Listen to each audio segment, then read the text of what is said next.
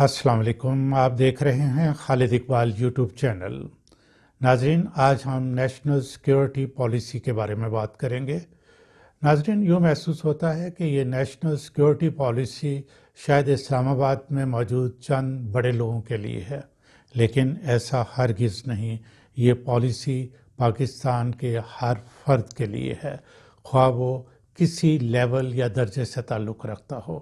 आप कोई सब्ज़ी बेचने वाला है, स्कूल में पढ़ाने वाला है, कोई स्वीपर है, प्रोफेसर है, गरज कोई भी पाकिस्तानी है, ये पाकिस्तान के हर शख्स के लिए इंतहाई अहम डॉक्यूमेंट है। हुकूमत ने बरोज़ जुमा 14 जनवरी को नेशनल सिक्योरिटी पॉलिसी का ऐलान किया। सिक्योरिटी पॉलिसी का ज़्यादा हिस्सा इसकी हसासियत की वजह से पब्लिक नहीं किया गया। इस पॉलिसी के तकरीबन 50 या 60 पेजेस जो हैं उनको आवाम के इल्म में लाया गया है, ताकि पाकिस्तानी आवाम और बाकी दुनिया को पता चल सके कि ये मुल्क की एक स्ट्रेटेजिक विजन है और ये एक कम्प्रीहेंसिव नेशनल सिक्योरिटी पॉलिसी रखते हैं। ये एक ओवर आर्चिंग पॉलिसी होगी और इसके अंदर जितने भी एरियाज़ को कवर किया गया है उन पर अमल दरामद के लिए मुतल्लिका मिनिस्ट्रीज़, डिविजन या ऑर्गेनाइजेशन इसी से गाइडलाइंस लेंगी। यानी कोई भी काम इस तरह नहीं किया जाएगा कि ये पॉलिसी जो है उसको रियलाइज़ ना किया जा सके। वज़ीर-ए-आज़म पाकिस्तान ने national security adviser Moiz Yusuf की बहुत तारीफ़ की और उसकी टीम की भी बहुत तारीफ़ की, और ख़ास तौर पर कि ये पॉलिसी जो है ये इत्तेफाक राय से बनाई गई है। इसका मतलब ये होगा कि गवर्नमेंट किसी की भी हो, कोई पॉलिटिकल पार्टी आ जाए, लेकिन इस नेशनल सिक्योरिटी पॉलिसी पे अमल किया जाएगा। वज़ीर आज़म ने इस मौका पर तकरीर की और बहुत ही अहम बातें आवाम और मुल्क के मफाद में की, जिनके क्लिप्स, छोटे छोटे क्लिप्स मैं अभी आपको दिखाऊंगा। इस तकरीब में वज़रा के अलावा हमारी तीनों फोर्सेस के चीफ्स भी मौजूद थे। नाजरीन, मैं इस पॉलिसी से बहुत खुश हूँ और मुझे बहुत इत्मीनान है कि हुकूमत ने एक ऐसी डायरेक्शन तय कर ली है। वो बहुत सा हिस्सा जो है वो हमारे इल्म में नहीं, लेकिन दुनिया के तमाम ममालिक में नेशनल सिक्योरिटी पॉलिसी के जो हसास हिस्से होते हैं, जो ख़ास तौर पर डिफेंस के बारे में होते हैं, वो कॉन्फिडेंशियल ही होते हैं। बहरहाल जो हिस्सा बताया गया है वो इंतहाई इत्मीनान का बायस है। मैं खुश क्यों हूँ? क्योंकि एक ऐसा डॉक्यूमेंट मेरे दिल की आवाज़ है। मैंने 2020 में इस पर वीडियो बना चुका हूँ। मेरी पुरानी वीडियो का आप ज़रा ये क्लिप देखें। हम में से हर शख्स का ये बुनियादी हक है कि उसे कम्प्रीहेंसिव सिक्योरिटी प्रोवाइड की जाए। कम्प्रीहेंसिव सिक्योरिटी को हम शुरू में ही डिफ़ाइन कर लेते हैं। नाज़रीन, ये डेफिनेशन हमारी चैनल की अपनी डेफिनेशन है, जो कि हमने मुल्की हालात को सामने रखते हुए ये डेफिनेशन तैयार की है। ये याद रहे कि हमारे चैनल का बुनियादी मकसद जो है वो ये है कि हम में से हर शख्स सोचने की आदत डाले और अल्लाह ताला ने जो उसको एबिलिटीज़ और कैपेबिलिटीज़ दी हैं उनको वो डेवलप करे। ख़ास तौर पे इंटेलेक्चुअल स्किल्स और कॉग्निटिव स्किल्स को डेवलप करके अपनी ज़िंदगी को बेहतर बनाए और अपने ख़ानदान की ज़िंदगी को बेहतर बनाए। अल्टीमेटली ये कंट्री के लिए बहुत बेहतर बात होगी। नाजरीन, कम्प्रीहेंसिव सिक्योरिटी को हम लॉजिकल सीक्वेंस में देखते हैं। इसके 6 एस्पेक्ट्स या 6 नुकात जना वो हैं। प्रोटेक्शन ऑफ द कंट्री हमारा पहला नुक्ता है। हमारे मुल्क की सरहदों की हिफाजत होनी चाहिए। वो सरहदें फ़ज़ाई सरहदें हो सकती हैं, बहरी सरहदें हो सकती हैं, ज़मीनी सरहदें हो सकती हैं और नज़रियाती सरहदें हो सकती हैं। आज के साइंटिफिक दौर में दुश्मन डिफरेंट किस्म के तरीके जो ना इस्तेमाल करता है, और आपको मालूम है आज हाइब्रिड वॉर जो है कितनी ज़्यादा पॉपुलर हो चुकी है।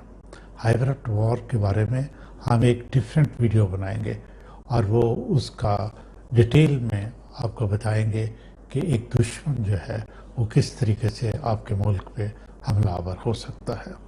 نمبر 2 جو ہے وہ فوڈ سیکیورٹی ہے۔ ہر انسان کی ایکٹیو اور ہیلدی لائف کے لیے ڈائٹری ریکوائرمنٹس ہیں، وہ اسے ملنی چاہیے۔ تیسرا اسپیکٹ جو ہے وہ شیلٹر ہے۔ رہنے کے لیے ہر انسان کو چھت کی ضرورت ہے تاکہ وہ اپنے جسم کو موسم کی سختیوں سے بچا سکے۔ ناظرین، جو سائیکولوجیکل نیڈز ہیں ان کا بھی چھت کے ساتھ ڈائریکٹ تعلق ہے، یہ ہم بعد میں اپنی ویڈیوز میں اس کا ذکر کریں گے۔ اس کے بعد چوتھا جو اسپیکٹ ہے وہ ہے ہیلتھ کیئر۔ اپنے جسم کو تندرست اور توانا رکھنے کے لیے، اس کو مختلف بیماریوں سے بچانے کے لیے ہمیں کوالیفائڈ پروفیشنلز کی ضرورت ہے، ہمیں دوائیوں کی ضرورت ہے، ڈسپینسریوں کی ضرورت ہے، ہاسپٹلز کی ضرورت ہے، اور یہ ہر انسان کا بنیادی حق ہے۔ اس کے بعد پانچواں اسپیکٹ جو ہے وہ ایجوکیشن ہے۔ ایجوکیشن جو ہے یہ ہمیں اشرف المخلوقات بنانے کے لیے ایک فوڈ ہے، اور اس سے ہم اپنی مینٹل فیکلٹیز کو ڈیولپ کر سکتے ہیں، بلکہ کرتے ہیں۔ اور آخری اسپیکٹ جو ہے وہ نظام عدل ہے۔ انصاف بھی آپ سب کا فنڈامنٹل رائٹ ہے۔ انصاف کو باعزت طریقے سے ہوتا ہوا نظر آنا چاہیے۔ ناظرین، 10 ہجری 9 ذی الحج 7 مارچ 632 کو اللہ کے آخری نبی حضرت محمد صلی اللہ علیہ وسلم نے اپنے آخری خطبہ میں فرمایا کہ کسی عربی کو اجمی پر اور اجمی کو عربی پر کوئی فضیلت اور برتری نہیں ہے، اور نہ کسی گورے کو کالے پر۔ فضیلت اور برتری صرف پرہیزگاری کی وجہ سے ہے۔ ہماری کمپریہنسو سیکیورٹی کی ڈیفینیشن میں یہ نقطہ سب سے زیادہ اہم ہے، جو ہمارے وطن عزیز میں کسی بھی شعبہ میں مکمل طور پہ نظر نہیں آتا۔ انصاف کا قانون ملک کے اندر نہ صرف ہر شعبہ میں ہونا چاہیے بلکہ امپلیمنٹ ہوتا ہوا نظر بھی آنا چاہیے۔ ناظرین، یہ تھے کمپریہنسو سیکیورٹی کے ہمارے 6 نکات۔ اپنے ذہن میں بٹھا لیں کہ یہ آپ کا بنیادی حق ہے، عزت کے ساتھ۔ اب ایک اہم سوال ہے کہ یہ کمپریہنسو سیکیورٹی ہمیں دے گا کون؟ یہ کمپریہنسو سیکیورٹی ہمیں دینے کی ذمہ داری سٹنگ گورنمنٹ پہ ہے۔ ناظرین، آپ دیکھیں کہ میں نے اپنی اس ویڈیو میں تمام امپورٹنٹ ایریاز کی نشاندہی کر دی ہے، اور میرا بڑی دیر سے یہ ہے، میرا کہنا چاہیے کہ تھاٹس اس طرح کی ہیں کہ عوام پاکستان کی جو ہے ہر شخص کو یہ تمام سہولیات میسر ہونی چاہیے، اور اسی کو ہم کمپریہنسو سیکیورٹی کہیں گے۔ اب وزیر اعظم کے تقریر کے کچھ کلپس آپ کو میں دکھاتا ہوں۔ اگر آپ کی اکانومی صحیح نہیں ہے تو آپ اپنے آپ کو سیکیور دیر تک کر ہی نہیں سکتے۔ اگر آپ کی اکانومی کی یہ حالات ہے کہ ہر تھوڑی دیر کے بعد آپ کو IMF کے پاس جانا پڑتا ہے، تو اس کا مطلب آپ کی سیکیورٹی متاثر ہوگی، اور اس کی وجہ کیا ہے؟ اور جب بھی آپ IMF کے پاس جاتے ہیں، IMF کے پاس اس لیے جاتے ہیں کہ آپ مجبور ہیں to go to the bank for the last resort, جو آخر میں آپ کی مدد کرنے والا ہے وہ IMF رہ جاتا ہے، جو سب سے سستے قرضے دیتا ہے آپ کو، تو آپ کی مجبوری ہو جاتی ہے۔ لیکن ان کی آپ کو شرائط ماننی پڑتی ہے، اور جب آپ شرائط ان کی جو مانتے ہیں، تو پھر آپ کا کہیں نہ کہیں آپ کی سیکیورٹی کمپرومائز ہوتی ہے کہ ہر خاندان کو ہم نے ہیلتھ انشورنس دے دی 10 لاکھ کی اپنے صوبوں کے اندر، جدھر ہماری گورنمنٹس ہے، بلکہ سوائے سندھ کے سارے صوبوں کے اندر اس وقت ہیلتھ انشورنس کا سلسلہ چل چکا ہے، اور انشاءاللہ مارچ تک ہر خاندان کے پاس ہیلتھ انشورنس ہوگی۔ پھر جو احساس کے سب سے بڑے ہم نے پروگرامز کیے ہیں آج تک، سب سے زیادہ پیسہ احساس میں قرضے دیے ہیں، غریب گھرانوں کے لیے ہنر کے لیے پیسے دیے ہیں، ان کو سٹائپنڈز دیے ہیں. اب یہ احساس راشن ہے یہ دیا ہے. اب یہ جو گھروں کا پہلی دفعہ پاکستان میں جو تنخواہ دار طبقہ ہے، جو نچلا طبقہ ہے، وہ اپنا گھر لے سکتا ہے، خرید سکتا ہے. جتنا وہ کرایہ دیتا ہے وہ قسطیں دے کے. اب وہ کانسیپٹ پہلی دفعہ پاکستان میں شروع کر دیا ہم نے. بڑی مشکل سے سارا اس کو اس طرف لے کے آئے ہیں. یعنی جو بینکنگ سسٹم تھا وہ قرض ہی نہیں دیتا تھا عام لوگوں کو، تنخواہ دار کو. ہمارے میں پاکستان میں 0.2% مارگیج فائنینسنگ تھی. انڈیا کے اندر بھی 10% ہے. یورپ امریکہ میں 80% سے اوپر ہے. ملیشیا میں 30% ہے. پاکستان میں 0.2% تھی. یعنی کیش ہے تو گھر بناؤ. دیکھیے ایجوکیشن سسٹم وہی ایک قوم بناتا ہے. ہمارا ایجوکیشن سسٹم میں جو کلونیل ایجوکیشن سسٹم تھا، انگلش میڈیم، وہ تو تھوڑے سے لوگوں کو انہوں نے بنایا تھا جن کے ذریعے انہوں نے ساری ہندوستان کے اوپر حکومت کی تھی. تو وہ سسٹم بجائے ہم سنتھسائز کرتے، ایک نیشنل کریکولم بناتے. 3 ٹیئر سسٹم آ گیا، ایک انگلش میڈیم، پھر اردو میڈیم اور پھر دینی مدرسے. 3 پیرل سسٹم چلنے شروع ہو گئے پاکستان میں. اس کے بڑے کانسیکوینسز ہیں سوسائٹی میں. کبھی بھی سوسائٹی کے اندر اس طرح کی آپ 3 ٹیئر سسٹم نہیں کرتے. اور اس کے اندر بھی کلاس آ گئی. سب سے پیسے والے اوپر، اس کے بعد نچلے، اور پھر جو سب سے ڈپرائیوڈ قید تھے وہ تیسرے ٹیئر میں چلے گئے. اس کے بڑے کانسیکوینسز ہیں.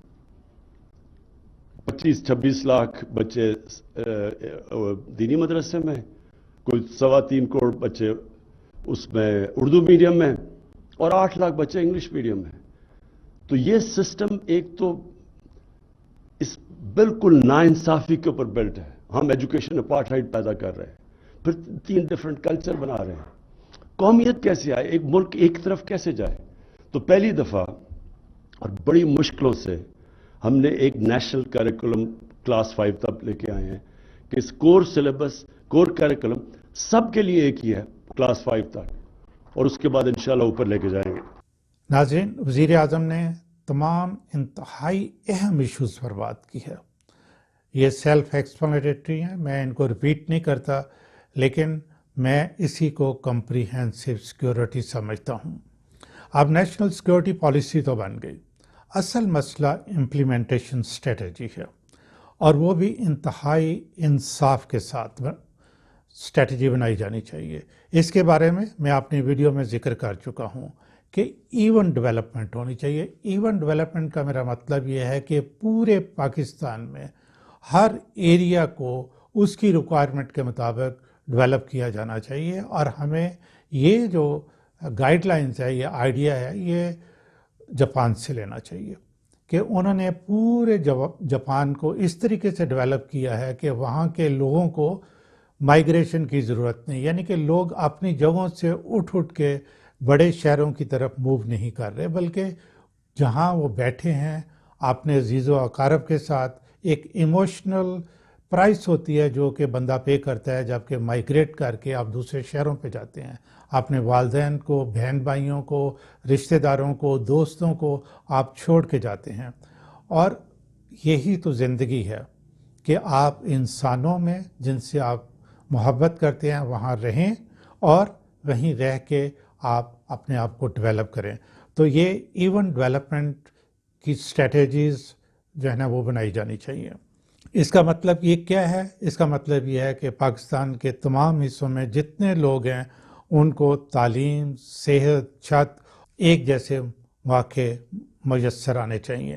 باقی جو جتنی محنت کرے گا اتنا اور اسی طرح کا اس کو پھل ملے گا. اس سے بین الاقوامی معاملات میں بھی پاکستان کی پوزیشن بہت اچھی ہوگی. میرے ذہن میں ناظرین کوئی ابہام نہیں، میں بالکل کلیئر ہوں کہ یہ نیشنل سیکیورٹی پالیسی ترقی اور انصاف کی راہیں متعین کرے گی. اور یہ آپ یہ سمجھیں کہ ایک پہلا پتھر یا اینٹ رکھ دی گئی ہے، اور اس پہ اگر اسٹریٹجیز جو انصاف کے ساتھ بنائی گئی تو تمام پاکستان ڈیولپمنٹ کی طرف جانا شروع ہو جائے گا، اور لوگوں کو یہ انصاف صرف وہ نہیں جو کہ عدالتوں سے ملتا ہے، انصاف، تعلیم، خوراک اور ان تمام شیلٹر، اس میں تمام ایریاز میں انصاف ملنا شروع ہو جائے گا۔ آج کے لیے اتنا ہی، اور اگر ابھی تک آپ نے میرا چینل سبسکرائب نہیں کیا تو آپ کر لیں، گھنٹی کا نشان جو ہے اس کو بھی دبا دیں تاکہ اس طرح کی ویڈیو کی انٹیمیشن آپ کو وقت پر ملتی رہے۔ خالد اقبال کی طرف سے آپ کے لیے بہت دعائیں۔